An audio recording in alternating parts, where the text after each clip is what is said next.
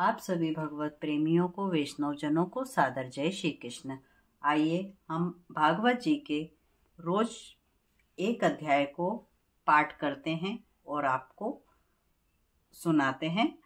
तो इसे आप ज़्यादा से ज़्यादा लोगों में शेयर कीजिए और कमेंट करके राधे राधे जरूर लिखिए।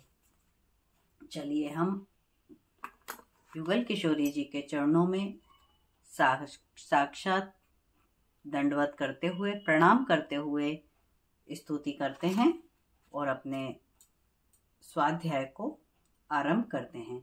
मंगलम भगवान विष्णु मंगलम गरुणध्वज मंगलम पुंडरीकाक्ष मंगलाय तनोहरि शांताकारं भुजगशयनं पद्मनाभं सुरेशं विश्वाधारं गगनसदृश्यं मेघवर्ण शुभांगं लक्ष्मीकान्तं कमलनयनं योगिभिर्ध्यानगम्यं वन्दे विष्णु भवभयहरं सर्वलोकैकनाथम्। ओम नमो भगवते वासुदेवाय नमः। कृष्णाय वासुदेवाय हरये परमात्मने प्रणतक्लेशनाशाय गोविंदाय नमो नमः। आइए हम अगले अध्याय में प्रवेश करते हैं। जय श्री कृष्ण। इस अध्याय में प्रेचेताओं को श्री हरि के दर्शन प्राप्त करने के वर्णन को श्रवण करेंगे।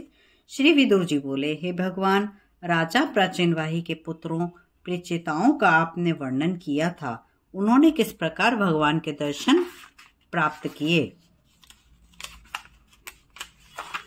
श्री मैत्रेय जी बोले, हे विदुर जी, पिता की आज्ञा से भगवान शंकर की कृपा से उनके बताए हुए मार्ग से प्रेचेताओं ने 10 सहस्त्र वर्ष तक समुद्र में खड़े होकर कठिन तप किया।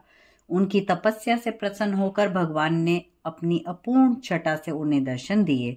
भगवान गरुड़ के कंधे पर सवार थे।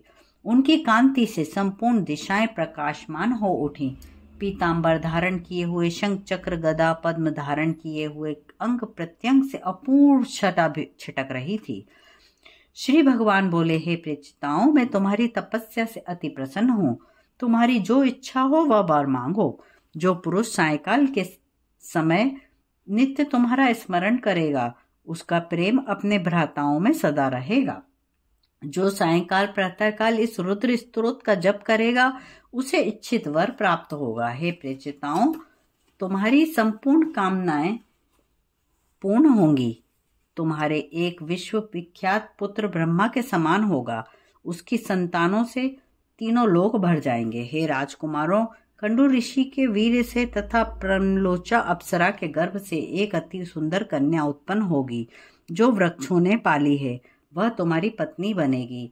वह तुम सबको समान दृष्टि से देखती हुई प्रेम करेगी।